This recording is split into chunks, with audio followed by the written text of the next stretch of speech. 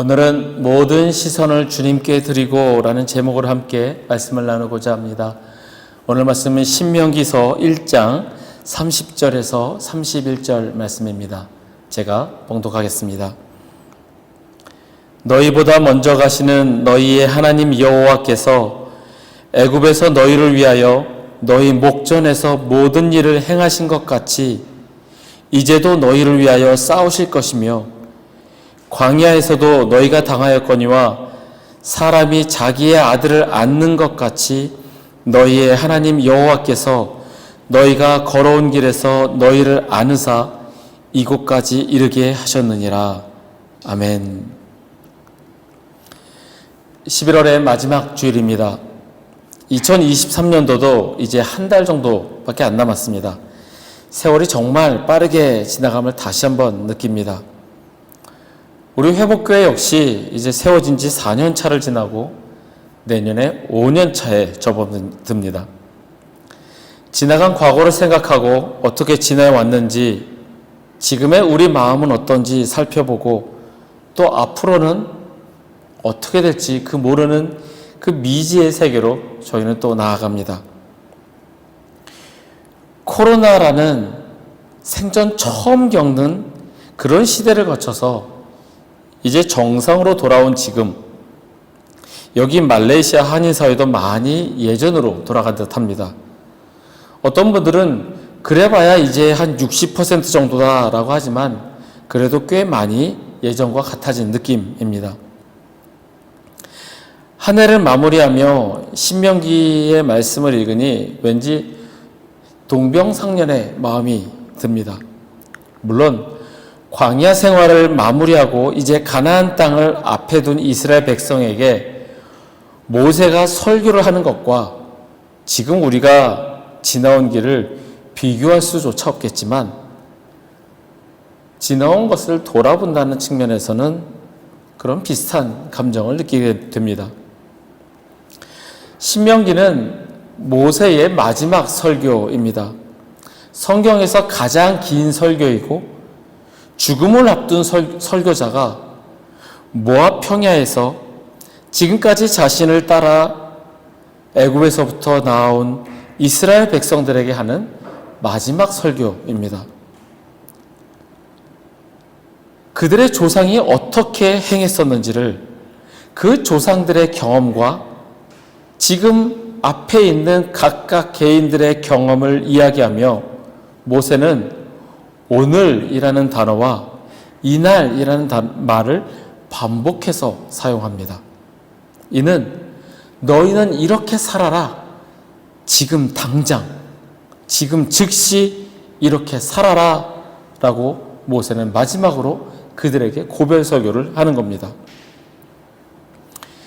신명기서에서 모세가 그렇게 고별 설교를 했던 것처럼 우리 또한 지나간 세월을 돌아보며 모세가 그들에게 말했던 것처럼 너희는 이렇게 살아라. 지금 즉시, 지금 당장 이렇게 살아라. 그 말씀이 나에게 적용이 되어 하나님의 말씀대로 살아가는 저와 여러분이 되기를 바랍니다. 오늘 본문 말씀은 이스라엘 백성이 애굽에서 노예로 살다가 출애굽하고 시내산 광야에 들어와서 첫 1년을 보내고 난 그때를 회상하며 모세가 하는 말입니다. 우리가 잘 알다시피 쉽게 출애굽하지 않았습니다. 10가지 재앙을 거쳐서 간신히 노예에서 벗어났고 그렇게 해서 이집트에서 나왔지만 곧바로 바로의 군대가 쫓아오는 그런 두려움 속에서 도망을 가는데 이제 앞에는 홍해라는 거대한 바다가 있음을 그들은 보고 절망하게 되는 그런 경험을 겪기도 하였습니다. 하지만 하나님이 친히 보여주신 기적으로 그들은 바로의 손에서 벗어났습니다. 그럼에도 불구하고 가나안 땅에 장대한 기골의 사람들을 보고 우리는 메뚜기 같다며 무서워하고 두려워하며 여기까지 우리를 이끌어낸 모세와 아론을 죽이자고 했던 이스라엘 백성들이었습니다. 하나님이 그러한 엄청난 기적과 이적을 보여주셨음에도 그것을 체험하고 경험했음에도 그들은 하나님을 믿지 않았습니다. 보여주시고 경험하였음에도 그들은 인간적인 두려움에 휩싸였습니다. 그런 그들에게 모세는 하나님이 어떻게 하셨는지를 상기시켜 줍니다. 우리가 지나온 세월은 어떤가요? 하나님이 지켜주시고 우리를 인도하셨음을 여러분은 경험하셨습니까? 모세는 오늘 31절에서 이렇게 고백합니다. 사람이 자기의 아들을 안는 것 같이 너희의 하나님 여호와께서 너희가 걸어온 길에서 너희를 안으사 이곳까지 이르게 하셨느니라. 사람이 자기의 아들을 안는 것 같이 하나님께서 지금까지의 길을 걸어오는 동안 내버려 두신 것이 아니라 우리를 안아서 이곳까지 이르게 하셨다라고 모세는 고백합니다. 같은 길을 걸어왔는데 누구는 공포와 두려움과 불평 속에 있었지만 누구는 사람이 자기의 아들을 안는 것 같이 하나님이 안아서 왔다라고 고백합니다. 전자는 인간적인 시각으로 내 눈 앞의 것만을 보았고 후자는 하나님을 바라보았습니다. 하나님 아버지를 향하여 그 시선을 고정하였습니다. 백성들과 모세의 차이가 여기에 있습니다. 어디를 바라보는가? 내가 가진 시각으로 내 앞의 현실만을 바라보는가? 아니면 하나님의 시각으로 하나님을 향하여 내 시선을 고정하는가? 하나님을 바라보면 내 힘으로 사는 것이 아닌 하나님의 존재 그 자체가 힘의 근원임을 깨닫게 됩니다. 그러니 두려울 것도 없고 힘든 것도 없는 평안한 상태가 되는 겁니다. 성경의 위대한 신앙의 선배들은 모두가 이렇게 고백합니다. 특히 다윗의 고백입니다. 시편 18편 1절에서 2절 말씀입니다. 나의 힘이신 여호와여 내가 주를 사랑하나이다. 여호와는 나의 반석이시요 나의 요새시요 나를 건지시는 이시요 나의 하나님이시요 내가 그 안에 피할 나의 바위시요 나의 방패시요 나의 구원의 뿌리시요 나의 산성이시로다. 아멘. 나의 힘이 되신 여호와, 나의 힘의 근원이신 여호와, 그만을 바라보고 나아갈 때 그분은 나의 반석이시며 요새시며 나를 건지시고 지키시는 나의 모든 것 되시는 분이 바로 하나님이시라는 겁니다. 하나님만을 바라보고 나의 시선을 그분께 고정할 때 우리는 전능하신 그분의 품 안에서 평안함을 느끼며 나아갈 수 있습니다.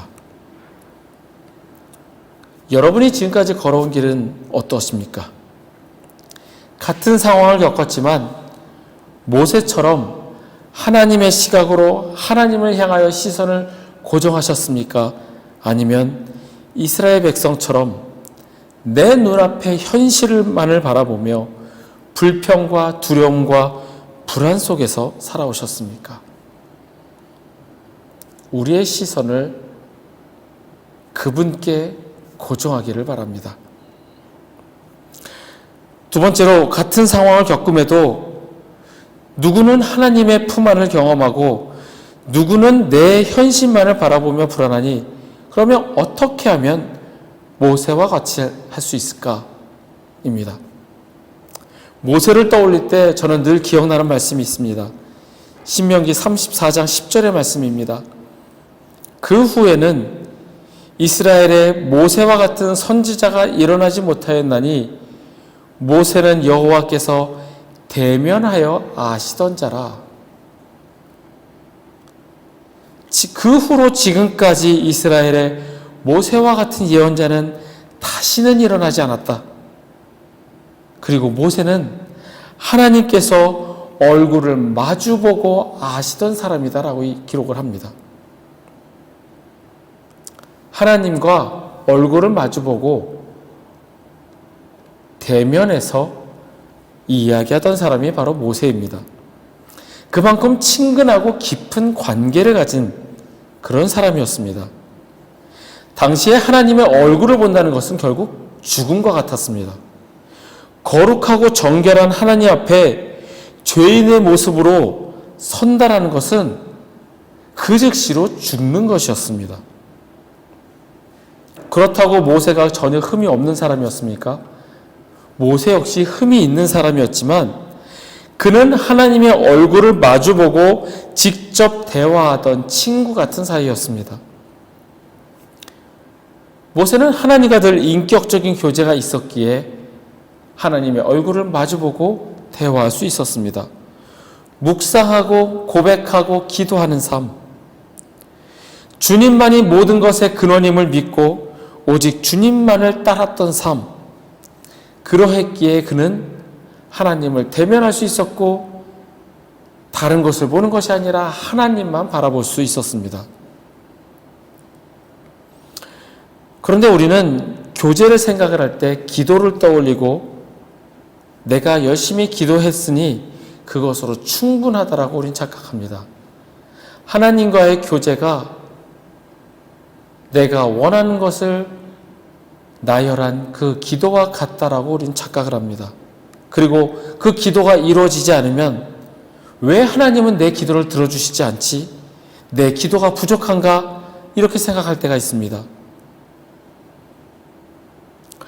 이런 생각이 들 때, 혹은 이런 이야기를 들을 때 나는 하나님과 깊은 교제가 있었는가 먼저 떠올리길 바랍니다. 급할 때, 나 필요할 때만 하나님을 찾으면서 응답이 없다고 실망하고 떠나버린다면 이는 하나님께 책임을 돌릴 것이 아니라 하나님과 교제가 없었던 내 탓입니다. 또 하나의 생각은 내 기도가 충분해서 원하는 바가 이루어진다면 결국 그 일이 이루어진 것은 내 노력에 의한 대가라는 겁니다. 하나님의 계획이 아닌 내가 열심히 한 것에 대한 보상을 받았다라는 그런 교만에 빠지게 된다는 겁니다. 하나님의 계획과 순종, 하나님의 일하심을 말하면서 결국 내 기도가 충분했기에, 내가 열심히 했기에 나의 노력을 알아주신 하나님께서 그것에 대한 보상을 준 것이라고 우리는 착각한다는 겁니다. 아마 이런 생각은 우리나라 사람들이 오래전부터 정화 써놓고 비나이다 이런 것에서 비롯된 것이 아닐까 생각을 해봅니다. 그렇다고 제가 기도를 할 필요가 없다라고 이야기하는 것은 아닙니다. 내 기도와 상관없이 하나님이 하시는 것이니 기도할 필요가 없다라고 이야기하는 것이 아닙니다. 우리는 늘 주님과 깊은 교제 속에서 주님의 뜻에 순종하기를 결심하고 결단하며 그렇게 행하는 믿음이 있어야 한다는 겁니다. 하나님께서는 결단코 당신의 계획대로 행하시는 분이십니다. 응답이 없으신 것이 아니라 그 응답이 없는 가운데에서 응답하시는 하나님이십니다. 기도는 내가 원하는 때와 방식으로 이루어지는 것이 아닙니다. C.S. 루이스는 그의 책 헤아려 본 슬픔에서 자신의 아내가 죽어갈 때 하나님께 도와달라고 기도했지만 응답이 없는 듯한 하나님의 침묵을 경험했습니다. 그는 하나님의 침묵을 꽝 하고 닫히는 문소리로 표현하였습니다. 그런데 돌이켜 헤아려 보니 하나님의 침묵은 신의 부재도 기도의 거절도 아닌 다른 형태의 응답과 섭리임을 깨닫게 되었습니다. 하나님의 침묵은 우리의 이해를 넘어서서 합력하여 선을 이뤄가는 하나님의 손길입니다. 예수님도 십자가에 달리신 채 시편 22편 1절로 기도를 드렸습니다. 그때 하나님께서는 침묵으로 십자가와 부활을 통한 구원의 길을 준비하셨습니다. 그분의 계획대로, 그분의 방식대로 이루어가셨습니다. 하나님과의 교제를 묵상해 보면 우리가 지금 어떻게 하고 있는지, 나는 바쁘다는 이유로 말씀과 기도를 게을리하고 있는지, 그것은 우리가 바로바로 느끼게 됩니다. 내가 말씀과 기도를 멀리할 땐 하나님에게서 멀어짐을 느낍니다. 그런데 그 멀어지는 것이 지속되고 반복되면 나중에 너무나 멀리 가게 돼서 하나님의 존재마저 잊고 살아가게 됩니다. 반대로 늘 말씀과 기도 가운데 있으면 감사와 찬양이 넘쳐납니다. 앞이 안 보이고 힘이 들어도 주님이 나와 함께 하심을 믿고 나아갑니다. 남의 이야기가 아니라 제 이야기입니다. 바쁘다고 말씀과 기도가 멀리 될 때는 너무나 힘이 들어서 내가 점점 구렁텅이로 빠져가는 같은 그런 기분을 느낍니다. 하지만 말씀과 기도의 충만한 가운데에서는 주님이 나와 함께 하시니 그 모든 것이 힘이 되고 감사와 찬양이 넘쳐나는 겁니다. 지금 나의 상태는 어디에 있는지 한번 돌아보시기 바랍니다. 나는 하나님과의 인격적인 교제 가운데 있는가? 묵상과 기도와 말씀 속에 있는가? 아니면 인간적으로는 정직하게 산다라고 하지만 하나님은 뒷전에 지금 내 앞의 것만 해결하기에 급급하며 살아가고 있는가? 우리는 하나님께서 무엇을 원하시는지 그 답을 알고는 있습니다. 하지만 그 아는 것을 실천하는가 하지 않는가는 우리의 손에 달려 있습니다. 말씀을 정리합니다. 사람이 자기 아들을 안는 것 같이 하나님께서 우리를 안고 가십니다. 그것을 느끼는 자는 나의 시선을 하나님께 고정한 사람입니다. 하나님을 바라보고 오직 하나님만을 향하여 나아가기를 바랍니다. 모세는 하나님과 얼굴을 마주보고 알던 사람이었습니다. 인격적인 교제가 있었던 사람이었습니다. 우리도 그와 같이 묵상과 기도로 말씀을 통하여 교제하고 기도가 응답이 되지 않는다고 조급하게 여길 것이 아니라 하나님의 계획과 하나님이 일하심을 믿고 순종하는 마음으로 살아가기를 바랍니다. 주님께서는 저와 여러분을 안고 가십니다. 그 은혜를 누리며 살아가기를 간절히 소원합니다.